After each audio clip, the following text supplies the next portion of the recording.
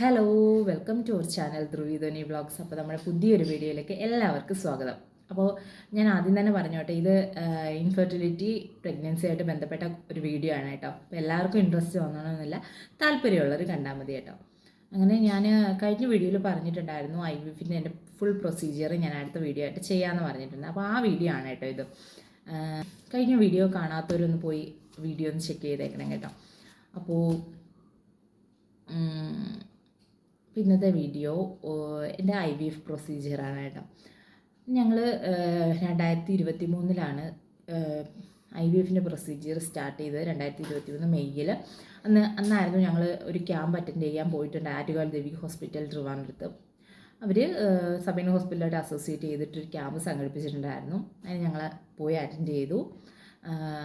അപ്പോൾ സാറ് കുറച്ച് കാര്യങ്ങളൊക്കെ അന്ന് എനിക്ക് പീരീഡ്സ് ഡേറ്റ് ആയിരുന്നു കേട്ടോ.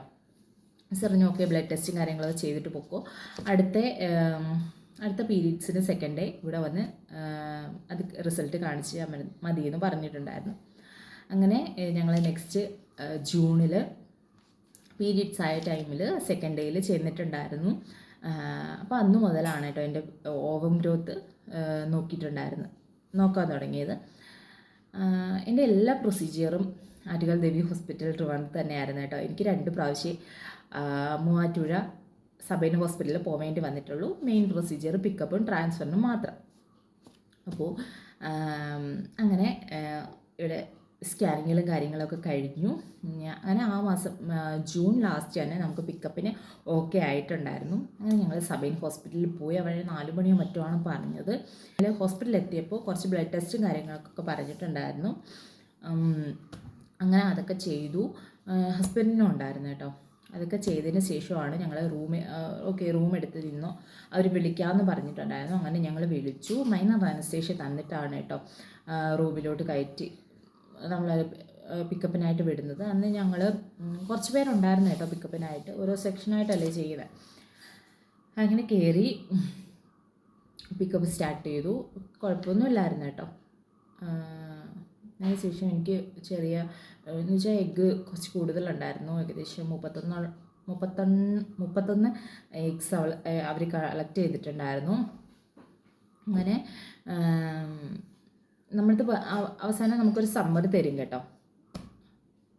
ഈ 31 എഗ്ഗ് ആണെന്ന് തോന്നുന്നു കളക്ട് ചെയ്തിട്ട് അവർ നമുക്ക്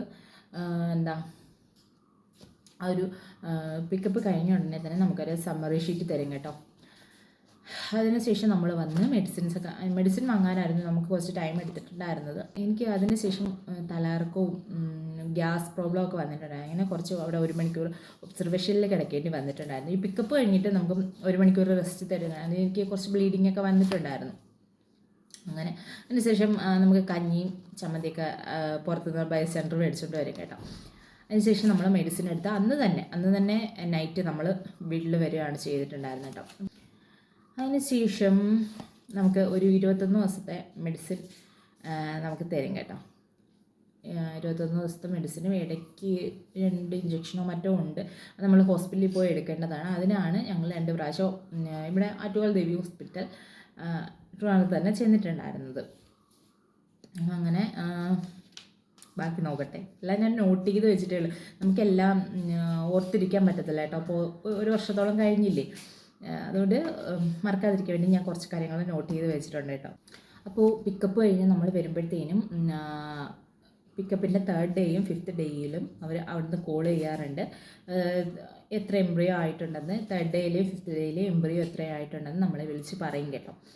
അത് കഴിഞ്ഞ് നമ്മൾ പിക്കപ്പ് കഴിഞ്ഞ് ഒരാഴ്ചയ്ക്കുള്ളിൽ നമുക്ക് പീരീഡ്സ് വരും. പീരീഡ്സ് വരുമ്പോഴത്തേനും നമ്മൾ ഹോസ്പിറ്റലിൽ പോകണം. പീരീഡ്സ് വന്നതിൻ്റെ 2nd ഡേ ആണ് നമ്മൾ ഹോസ്പിറ്റലിൽ പോകുന്നത്. അപ്പോൾ നമുക്ക് 2 ഇഞ്ചക്ഷനായിരുന്നു അവിടെ തന്നിട്ടുണ്ടായിരുന്നത്. 7th ഡേയിലും 48th ഡേയിലും എടുക്കാനുള്ള മെഡിസിൻ. അങ്ങനെ നമ്മൾ 2ാമത്തെ ഇഞ്ചക്ഷൻ 48th ഡേയിൽ എടുക്കാനുള്ള ഇഞ്ചക്ഷൻ എടുക്കുമ്പോൾ നമ്മൾ ഡോക്ടറെ ചെന്ന് കണ്ടിട്ടുണ്ടായിരുന്നു. അങ്ങനെ ഡോക്ടറെ കണ്ടപ്പോൾ ഒരാഴ്ച കഴിഞ്ഞിട്ട് നമ്മളെ എൻഡോമെട്രിയം തിക്നെസ് നോക്കാമെന്ന് പറഞ്ഞിട്ടുണ്ടായിരുന്നു. അങ്ങനെ തിക്നെസ്സൊക്കെ ഓക്കെ ആയിരുന്നു കേട്ടോ. എനിക്ക് 8.5 8 മറ്റോ ഉണ്ടായിരുന്നു. കറക്റ്റ് അറിയില്ല കേട്ടോ, നോക്കണം. ഓക്കെ ആയിരുന്നു എന്തായാലും. ഒക്കെ ഓക്കെയാണ്. നമ്മുടെ 5th ഡേയിൽ സബൈൻ ഹോസ്പിറ്റലിലോട്ട് ചെല്ലാൻ പറഞ്ഞിട്ടുണ്ടായിരുന്നു. തിക്നെസ് ഓക്കെ ആയി 5th ഡേയിൽ ചെല്ലാൻ പറഞ്ഞിട്ടുണ്ടായിരുന്നു. 2 മാസത്തെ ഗ്യാപ്പ് വന്ന കേട്ടോ പിക്കപ്പ് കഴിഞ്ഞിട്ട്. എന്നുവെച്ചാൽ 9ാം മാസം 6ാം മാസമായിരുന്നു പിക്കപ്പ്, 9ാം മാസമായിരുന്നു ട്രാൻസ്ഫർ. അപ്പോൾ എന്തെങ്കിലും ഡൗട്ട് ഉണ്ടെങ്കിൽ നിങ്ങൾ കമൻറ്റ് ബോക്സിലൊന്ന് ഇട്ടേക്കണം കേട്ടോ. അങ്ങനെ 9ാം മാസത്തിലായിരുന്നു എനിക്ക് ട്രാൻസ്ഫർ ചെയ്തിട്ടുണ്ടായിരുന്നത്. അപ്പോൾ ഞങ്ങളവിടെ ചെന്ന് എന്തായാലും അവിടെ ഉടനെ ട്രാൻസ്ഫർ കഴിഞ്ഞിട്ട് ഉടനെ വരുന്നവരുണ്ട്, 15 ദിവസം റിസൾട്ട് അറിയുന്നിടം വരെ നിൽക്കുന്നവരുണ്ട്, ഡെലിവറി വരെ നിൽക്കുന്നവരുണ്ട് കേട്ടോ. അപ്പോൾ നമുക്ക് അതിന് നിൽക്കാനുള്ള ആ ഒരു സാഹചര്യം ഇല്ലാത്തത് കൊണ്ട് റിസൾട്ട് അറിയുന്നിടം വരെ നിൽക്കുക എന്നുള്ളത് എന്ന് വെച്ചാൽ ആ ഒരു ടൈം വരെ നമുക്കൊരു പീക്ക് ടൈം ആയിരിക്കുമല്ലോ. അപ്പോൾ ഞങ്ങൾ എന്തായാലും ട്രാൻസ്ഫറിന് അവിടെ ചെയ്യുന്നിട്ടുണ്ടായിരുന്നു. അപ്പോൾ ഞങ്ങളവിടെ റൂമൊക്കെ എടുത്തു, ഹോസ്പിറ്റലിൽ പോയി എനിക്ക് ട്രാൻസ്ഫർ നടന്നിട്ടുണ്ടായിരുന്നത് ലാസ്റ്റ് പീരീഡ്സിൻ്റെ 23rd ഡേ ആണ് കേട്ടോ ട്രാൻസ്ഫർ നടന്നിട്ടുണ്ടായിരുന്നത്. അങ്ങനെ എന്നാൽ ഞങ്ങളവിടെ പോയപ്പോൾ ഓക്കെ വിളിക്കാം, റൂമിന് എടുത്ത് നിന്നാൽ മതി, എപ്പോഴാണ് ട്രാൻസ്ഫർ എന്ന് ഇന്ന് സാറിൻ്റെ ആ ഒരു ടൈം നോക്കിയിട്ടാണല്ലോ നമുക്ക് ട്രാൻസ്ഫർ വിളിച്ച് പറയുന്നത്. അപ്പോൾ ഞങ്ങൾ അവിടെ റൂം എടുത്തു, 15 ദിവസത്തേക്ക് റൂം എടുത്തിട്ടുണ്ടായിരുന്നു. അങ്ങനെ നല്ലൊരു ഹോസ്റ്റലും കാര്യങ്ങളൊക്കെ ആയിരുന്നു കേട്ടോ. ഹോസ്റ്റലിൻ്റെ ഡീറ്റെയിൽസ് കാര്യങ്ങളൊക്കെ ഞാൻ പറയാം. അങ്ങനെ അതിനുശേഷം അവർ ഞങ്ങളെ വിളിച്ചിട്ടുണ്ടായിരുന്നു ഇന്ന സമയത്ത് ചെല്ലാൻ വേണ്ടിയിട്ട്. ഞാനൊരു 24 പേരുള്ളൊരു ബാച്ചിലായിരുന്നു കേട്ടോ കയറിയിട്ടുണ്ടായിരുന്നത്. എല്ലാവരുമായിട്ടൊക്കെ പരിചയം, നമ്മളിങ്ങനെയൊക്കെ ഇങ്ങനെ ട്രീറ്റ്മെൻറ്റ് സ്റ്റാർട്ട് ചെയ്തതിന് മുതൽ നമുക്ക് ഒരുപാട് ഫ്രണ്ട്സിനെ കിട്ടും കേട്ടോ. ഇങ്ങനെ എന്ത് ട്രീറ്റ്മെൻറ്റിന് പോയാലും ഏതെങ്കിലുമൊക്കെ ആൾക്കാർ കാണും. അങ്ങനെ ഞങ്ങളെല്ലാവരും നല്ല കമ്പനി ആയിരുന്നു കേട്ടോ. ഇപ്പോൾ കോണ്ടാക്ട്സ് ഒന്നുമില്ല, ഇപ്പോൾ 1-2 പേരായിട്ടൊക്കെ ഉള്ളൂ. അങ്ങനെ ഞങ്ങൾ വെയിറ്റ് ചെയ്തു. അങ്ങനെ രാവിലെ 4 മണിക്കായിരുന്നു എൻ്റെ ട്രാൻസ്ഫർ നടന്നിട്ടുണ്ടായിരുന്നു. സാറിനെ കണ്ടു, വളരെ ഫ്രണ്ട്ലിയാണ് കേട്ടോ സബൈൻ സാറ്. എനിക്ക് പിക്കപ്പ് നടന്നപ്പോൾ സാറുണ്ടായിരുന്നില്ല, ഞാൻ ട്രാൻസ്ഫറിനാണ് കേട്ടോ സാറിനെ കാണുന്നത്. ആദ്യം ക്യാമ്പിന് കണ്ടിട്ടുണ്ടായിരുന്നു. അങ്ങനെ എന്താ ആ ഒരു മൊമെൻറ്റ്സ് സത്യം പറഞ്ഞാൽ ഓർക്കുമ്പോൾ ഇപ്പോഴും നെഞ്ചിനകത്തൊരു എന്ത് വല്ലാത്തൊരു ഫീലിങ്സാണ് കേട്ടോ ആ ഒരു മൊമെൻറ്റ് എനിക്കിപ്പോൾ ഓർക്കുമ്പോൾ. അങ്ങനെ നമ്മളെ ആ ഒരു റൂമിലേക്ക് കയറ്റും എന്ന് വെച്ചാൽ അപ്പോൾ നമ്മളെ ബ്ലാഡർ നിറച്ചിട്ടൊക്കെയാണ് കേട്ടോ, യൂറിനറി ബ്ലാഡർ നിറഞ്ഞിട്ടൊക്കെയാണ് നമ്മൾ കയറുന്നത്. അപ്പോൾ അത് കഴിഞ്ഞ് യൂറിനൊക്കെ നമുക്ക് പാസ് ചെയ്യാം. ചെയ്ത് കഴിഞ്ഞ് നമുക്ക് ആ ഒരു സമ്മറി ഷീറ്റൊക്കെ അവർ തരും കേട്ടോ, ഡിസ്ചാർജ് ഷീറ്റ് അവർ നമുക്ക് തരും. അതിനുശേഷം എനിക്ക് റൂമിൽ ഞങ്ങൾ ഹോസ്റ്റൽ അവിടുത്തെ ഒരു വണ്ടിയും കൊണ്ട് വന്നിട്ടാണ് നമ്മൾ വിളിച്ചുകൊണ്ട് പോയത് കേട്ടോ. നല്ല സഹകരണമുള്ള ഹോസ്റ്റലായിരുന്നു കേട്ടോ. അവിടുത്തെ എന്താ പറയുക, സബൈൻ ഹോസ്പിറ്റലായാലും ഈ ആറ്റുകാൽ ദേവി ഹോസ്പിറ്റൽ ട്രിവാൻഡ്രത്തായാലും എല്ലാ സ്റ്റാഫുകളും പക്ക നല്ല സപ്പോർട്ടായിരുന്നു കേട്ടോ. അത് പറയാതിരിക്കാൻ പറ്റത്തില്ല. അത്രയും കോപ്പറേറ്റീവായിരുന്നു. ഏത് സെക്ഷൻ എടുത്താലും, ഇപ്പോൾ ഫാർമസി ആയിക്കോട്ടെ, റിസപ്ഷൻ ആയിക്കോട്ടെ, നഴ്സിംഗ്, എല്ലാവരും ഡോക്ടേഴ്സ് എല്ലാം നല്ല സഹകരണമുള്ളവരായിരുന്നു കേട്ടോ.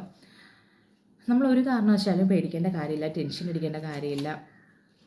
പിന്നെന്താ, നമ്മൾ ആ വെയിറ്റ് ചെയ്യുന്ന ആ റിസൾട്ട് അറിയുന്നിടം വരെ ആ ഒരു നിമിഷം അതെല്ലാവർക്കും ഉണ്ടാവും. ആ ഒരു എക്സൈറ്റ്മെൻറ്റ്, പേടി, ടെൻഷൻ ഒക്കെ എല്ലാവർക്കും ഉണ്ടാവും. പേടിക്കേണ്ട ആവശ്യമൊന്നുമില്ല, എല്ലാം നല്ല രീതിയിലേ നടക്കത്തുള്ളൂ. പോസിറ്റീവായിട്ടിരിക്കുക, മൈൻഡ് ഹാപ്പി ആയിട്ടിരിക്കുക. ഓക്കെ. അതിനുശേഷം 14ാമത്തെ ദിവസം BETA-HCG ടെസ്റ്റ് ചെയ്യാൻ പോകുന്നു. ഏകദേശം 6 മണിക്ക് റെഡി ആവാനാണ് കേട്ടോ പറഞ്ഞത്. അങ്ങനെ 6 മണിക്ക് റെഡി ആയിട്ട് നിന്നിട്ടുണ്ടായിരുന്നു. ഒരു 8 മണിയൊക്കെ ആയപ്പോൾ പിന്നെ ഞാൻ അധികം സമയം എടുത്തില്ല, എനിക്കൊരു 1.5 മണിക്കൂറിന് ശേഷം റിസൾട്ട് വന്നേട്ടാ. റിസൾട്ട് വന്നു, പോസിറ്റീവാണെന്ന് അറിഞ്ഞു. അപ്പോൾ ആ ഒരു BETA-HCGയുടെ ആ ഒരു കൗണ്ട് നോക്കുമ്പോൾ നമുക്കറിയാമല്ലോ സിംഗിളാണോ ഇരട്ടക്കുട്ടികളാണോ എന്നുള്ളതൊക്കെ. അപ്പോൾ അന്ന് എനിക്ക് മനസ്സിലായിട്ടുണ്ടായിരുന്നു. പിന്നെ അതും കഴിഞ്ഞു, 14 ദിവസം കഴിഞ്ഞായിരുന്നു എൻ്റെ സ്കാനിങ്. അതിൽ ഇരട്ടക്കുട്ടികളാണെന്ന് കൺഫേം ചെയ്യുകയും ചെയ്തിട്ടുണ്ടായിരുന്നു കേട്ടോ. ഇതാണ് കേട്ടോ IVF-ന് എൻ്റെ ഫുൾ പ്രൊസീജിയർ എന്ന് പറയുന്നത്. അപ്പോൾ ഇതിലെന്തെങ്കിലും നിങ്ങൾക്ക് ഡൗട്ട് ഉണ്ടെങ്കിൽ ഒന്ന് കമൻറ്റ് ബോക്സിൽ ഒന്ന് ഇട്ടേക്കണം കേട്ടോ. അപ്പോൾ ഇത്രയൊക്കെയുള്ള ഇന്നത്തെ വീഡിയോ ഇഷ്ടപ്പെട്ടിട്ടുണ്ടെങ്കിൽ ഒന്ന് ലൈക്ക് ചെയ്തേക്കണേ, സബ്സ്ക്രൈബ് ചെയ്യണം. ഓക്കെ, അത്രയൊക്കെ. ബൈ, ടാറ്റാ.